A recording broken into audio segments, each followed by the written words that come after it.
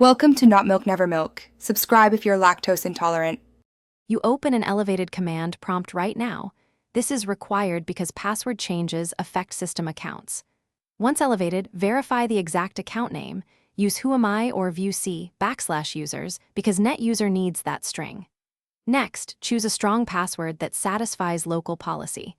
Length, uppercase, numbers, symbols, and history rules. Make sure to keep it ready in your clipboard or password manager. You will type it into a single-line command in the next step. Now you run the NetUser command to perform the change. NetUser username new p at SSW zeroed. Type the exact account name and the chosen password.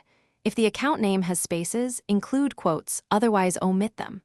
Once entered, press enter and watch the response. It will report success or a clear error. If the policy blocks the password, you'll get a message. In that case, adjust the password to meet complexity. Then rerun the single command until it succeeds. After a successful response, sign out and sign back into the account to verify the new password works. This confirms authentication and profile loading. If the change fails, check whether the account is domain managed versus local. Use NetUser username /domain to inspect, because domain controllers may enforce different rules. Also review group policy or password filter software that blocks changes. If stuck, capture the exact error message. Do not repeatedly fail lockout thresholds.